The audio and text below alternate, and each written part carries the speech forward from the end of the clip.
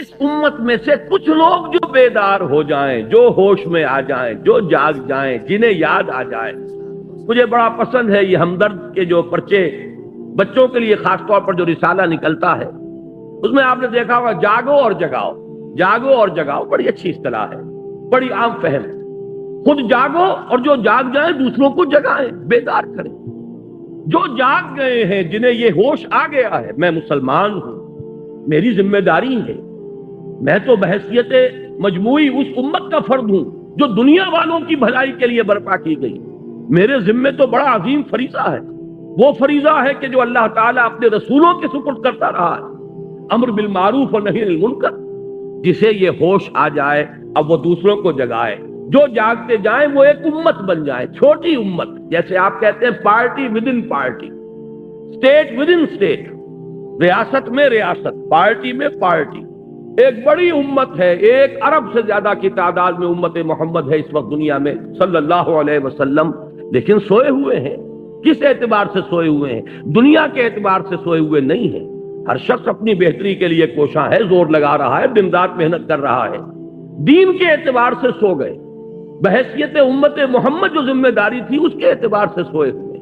تو جو جاگ جائیں وہ جاگیں، آپس میں مل جل کر اس بڑی امت میں ایک چھوٹی امت بنائیں. وَلْتَكُمْ مِنْكُمْ أُمَّةٌ يَدْعُونَ إِلَى الْخَيْرِ، تم میں سے ایک امت تو ایسی لازماً ہونی چاہیے جو خیر کی طرف بلائے اور نیکی کا حکم دے اور بدی سے روکے. اور نوٹ کیجئے آخری ٹکڑا اس آیت کا، وَأُولَٰئِكَ هُمُ الْمُفْلِحُونَ، یہ جان لو کہ صرف وہی ہوں گے فلاح پانے والے. یہ سوئے ہوئے فلاح نہیں پائیں گے. جو جاگ جائیں گے اور جگائیں گے اور جو اپنے اس فرض منصبی کو ادا کریں گے، یدعون الی الخیر ویامرون بالمعروف وینہون عن المنکر، صرف وہ ہوں گے فلاح پانے والے. اولئک هم المفلحون. آپ صدق کے دل سے دعا کیجئے، اللہم ربنا اجعلنا منہم، اے اللہ ہمیں بھی ایسے لوگوں میں شامل ہونے کی توفیق عطا فرما.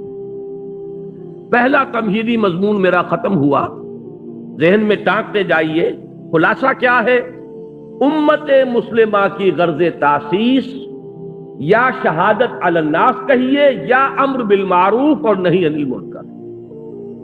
اب دوسرا مضمون ہے، اس کے لیے ذرا یہ الٹ لیجئے آخری صفحے پر، چونکہ یہ 2 ورقہ ہے، اس پر میں نے ایک بڑی محنت کر کے قرآن مجید کے 9 مقامات منتخب کیے. ایک مضمون کو واضح کرنا مقصود ہے. وہ مضمون کیا ہے؟ پہلے اس بات کو سمجھیے.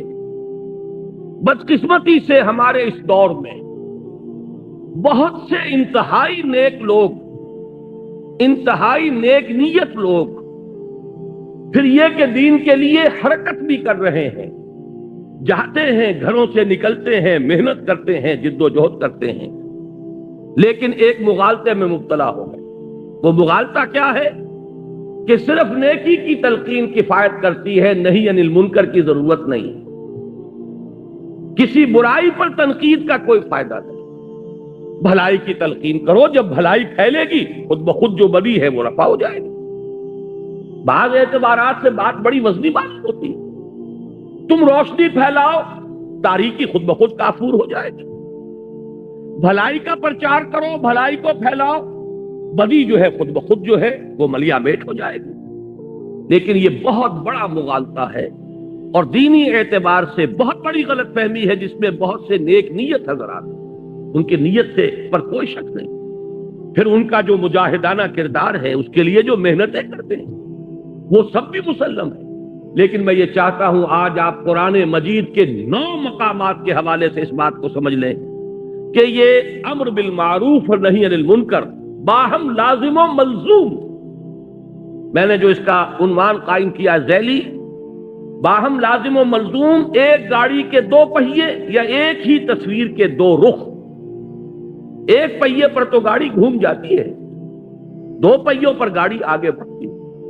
ایک گاڑی کے 2 پہیے، اسی طریقے سے ایک تصویر کے 2 رخ، باہم لازم و ملزوم.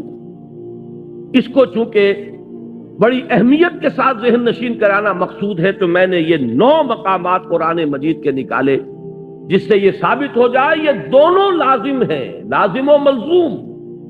اور ایک بات میں عرض کر دوں انتہائی ادب کے ساتھ، کہ واقعہ یہ ہے کہ اگر میں یہ کہوں کہ قرآن مجید تو یہ دو چیزیں بیان کر رہا ہے لیکن اصل میں تو ایک ہی چیز ضروری ہے، تو معلوم یہ ہوا کہ میں نے قرآن پر طعن کیا ہے، اللہ کے کلام پر گویا کہ میں ایک یہ نقص نکال رہا ہوں کہ شاید یہ صرف شاعری ہو رہی ہے، لفاظی ہو رہی ہے۔ قرآن ہر جگہ دونوں اصطلاحات کو لا رہا۔ دیکھیے چونکہ وقت کم ہے، اب ذرا ایک ایک کر کے ان آیات کو پڑھیے۔ میں نے الحمدللہ شروع کیا اس اعتبار سے کہ شان باری تعالی سورۃ النحل کی آیت نمبر 90 میں بیان ہوئی، اور یہ آیت تو آپ میں سے ہر شخص کو یاد ہوگی، اس لیے کہ ہر خطبہ جمعہ میں آپ یہ آیت سنتے ہیں۔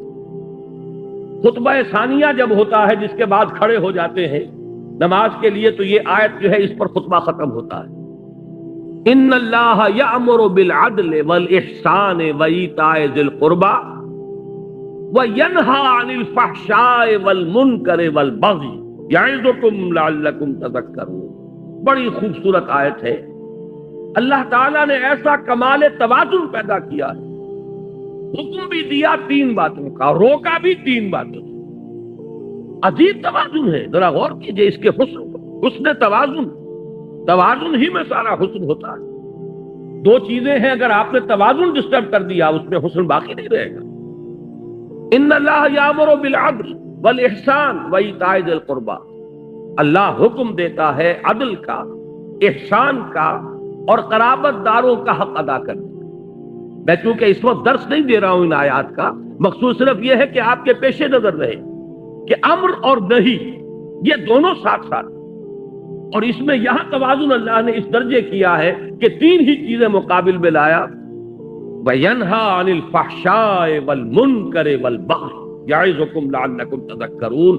اللہ بھی نیکیوں کا حکم دیتا ہے تو بدیوں سے روکتا بھی، ورنہ اگر وہ فلسفہ درست ہوتا کہ محض نیکی کی تلقین سے بدی خود و خود کافور ہو جائے گی تو بدی کی نشاندہی کر کے اس سے روکنے کی اضافی طور پر ضرورت نہیں تھی۔ آگے چلیے نمبر 2، تقاضائے فطرت و حکمت۔ یہاں میں نے سورہ لقمان کی آیت لی ہے۔ حضرت لقمان کے بارے میں آپ حضرات کے علم میں ہوگا، نہ وہ نبی تھے نہ کسی نبی کے امتی تھے، سلیم العقل سلیم الفطرت انسان، حکیم اور دانا انسان۔ انہوں نے اپنے غور و فکر سے جو نتائج اخذ کیے ہیں وہ ہیں جو قرآن مجید نے سورہ لقمان کے دوسرے رکوع میں جو وصیتیں انہوں نے اپنے بیٹے کو کی تھی، وَإِذْ قَالَ لُقْمَانُ لِابْنِهِ وَهُوَ يَعِظُهُ يَا بُنَيَّ لَا تُشْرِكْ بِاللَّهِ۔ یہاں سے قرآن مجید نے حضرت لقمان کو امر بنا دیا، اس لیے کہ ان کا ذکر جب تک قرآن ہے ان کا ذکر موجود ہے، اور ہمیشہ قرآن رہے گا ان کا ذکر موجود رہے گا۔ یہ شان ہے اللہ نے اپنے اس بندے کی جو بڑھائی ہے کہ قرآن مجید میں اس طریقے سے تعین کے ساتھ یا تو رسولوں کا نام آتا ہے یا یہ کہ صحابہ میں سے حضرت زید کا ذکر خاص طور پر صحابہ جو ہے اس اعتبار سے کیا کرتے تھے کس قدر خوش قسمت ہے اس کا نام قرآن میں آیا۔ فلما قضا زید وطرہا، تو یہ وطرہ منہا زید وطرہ یہ سورہ احزاب میں آیا تو لوگ نش کرتے تھے زید تمہارا نام قرآن میں آیا ہے۔ ایسے ہی یہ ایک حکیم اور دانا انسان۔ اب ان کی اسی لیے میں نے عنوان قائم کیا تقاضائے فطرت و حکمت۔ فطرت اور حکمت کا تقاضا یہ ہے۔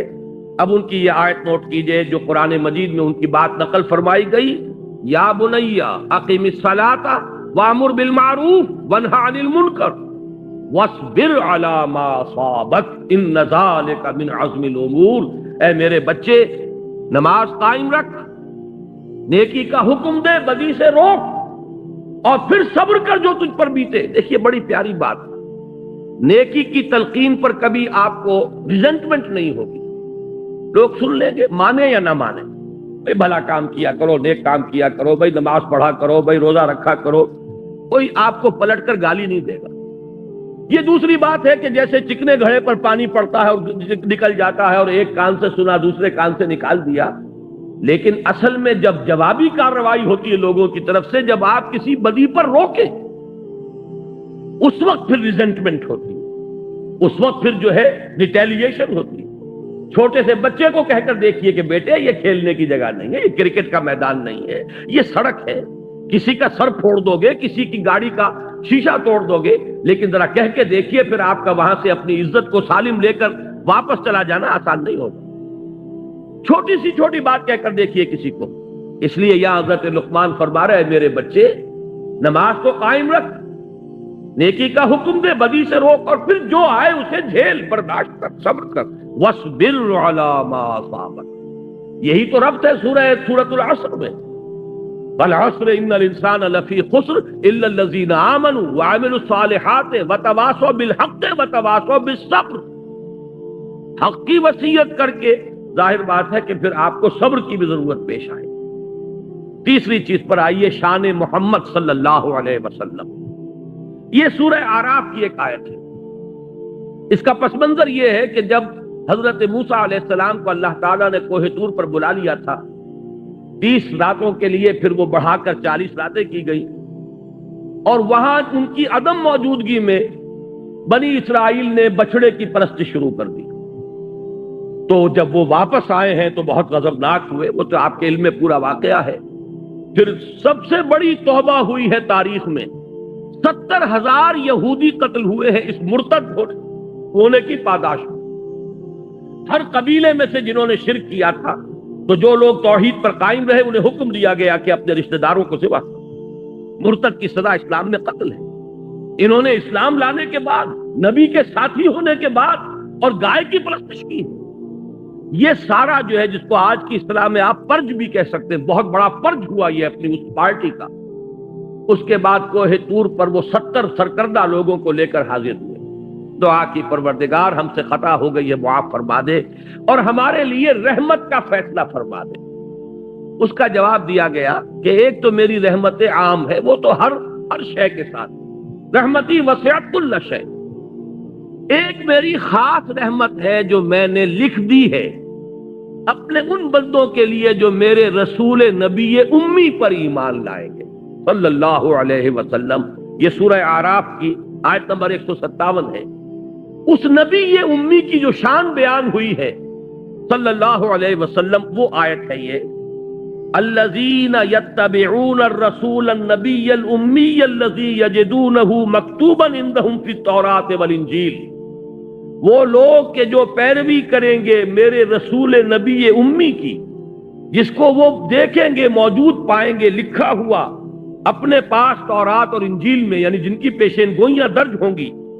اب وہ نبی جب آئیں گے کیا کریں گے؟ دیکھیے پہلا کام کیا ہے، یامرہم بالمعروف وینہاہم عن المنکر ویحل لہم الطیبات ویحرم لہم الخبائث. نبی جب آئیں گے میرے نبی امی، میرے رسول نبی امی صلی اللہ علیہ وسلم کیا کریں گے؟ انہیں نیکیوں کا حکم دیں گے، بدی سے روکیں گے، ان کے لیے طیب چیزوں کو حلال ٹھہرائیں گے اور ناپاک اور گندی اور خبیث چیزوں کو حرام ٹھہرائیں گے. لیکن اس میں پہلی شے جو آ رہی ہے وہ کیا ہے؟ وہی گاڑی کے دونوں پہیے لازم و ملزوم، یامرہم بالمعروف وینہاہم عن المنکر. نمبر 4، شان صحابہ رضی اللہ تعالیٰ عنہ. اب آپ نے نوٹ کیا ہوگا میں درجہ بدرجہ سیڑھی اتر رہا ہوں. شان باری تعالیٰ سب سے اوپر، پھر وہ فطرت اللہ التی فطر الناس علیہا. اس کو انسانوں کی فطرت کو کہا گیا فطرت اللہ، اس لیے نمبر 2 پر اس کو لایا ہوں. نمبر 3 پر رسول صلی اللہ علیہ وسلم. نمبر 4 پر صحابہ، درجہ بدرجہ نیچے اتر رہے ہیں.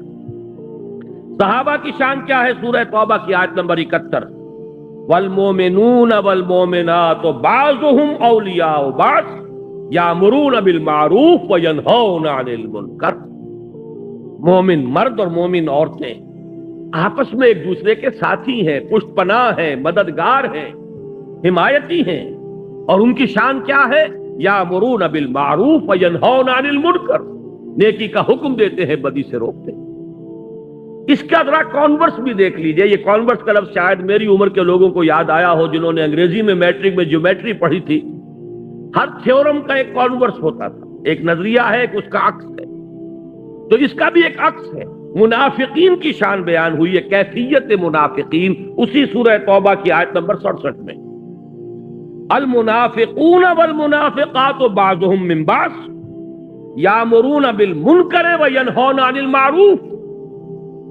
لفظ دونوں یہاں بھی آ گئے. یہ منافق مرد اور منافق عورتیں یہ ایک دوسرے میں سے ہیں، یہ ایک دوسرے کے ساتھی ہیں، پشت پناہ ہیں، مددگار ہیں۔ وہ کیا کرتے ہیں؟ وہ نیکی سے روکتے ہیں اور بدی کا حکم دیتے ہیں۔ یہاں میں ذرا ایک حدیث بھی آپ کو سنا دوں۔ ایک مرتبہ حضور نے صحابہ کرام سے فرمایا، تم لوگوں کا کیا حال ہوگا؟ کیف انتم اذ لا تأمرون بالمعروف ولا تنہون عن المنکر؟ کیا حال ہو جائے گا مسلمانوں تمہارا جب تم نیکی کا حکم دینا چھوڑ دو گے اور بدی سے روکنا چھوڑ دو گے؟ صحابہ حیران ہوئے، ان کے لیے تو یہ ناقابل قیاس، ناقابل گمان بات۔ انہوں نے کہا اوا کائن ذالک یا رسول اللہ؟ انہوں نے حیرت کے ساتھ کہا ہے اللہ کے رسول کیا ایسا ہونے والا ہے؟ آپ نے فرمایا بل اشد من ذالک سیکون، تم اسی پر حیران ہو رہے ہو میرے صحابہ، اس سے بھی زیادہ شدید کیفیت پیدا ہو جائے۔ اب وہ حیران ہوئے، وہ کیا ہوگی؟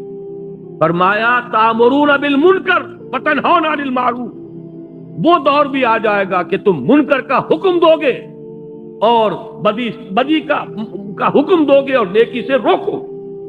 یہ وہ شان ہے منافقین کی کیفیت۔ گویا کہ حضور نے فرمایا ایک وقت آئے گا میری امت میں یہ نفاق عام ہو جائے گا۔ آج آپ کا معاشرہ وہی ہے، نیکی کے راستے پر چلنا بہت مشکل، بدی کے راستے کھلے ہیں، کشادہ ہیں، کوئی ریزسٹنس ہے ہی نہیں۔ کوئی نوجوان ذرا داڑھی رکھ لے، تمام رشتہ دار، اعزاء، قریب، والدین وہ اس کے سر کو اس پر سوار ہو جائیں گے تم نے کیا کیا؟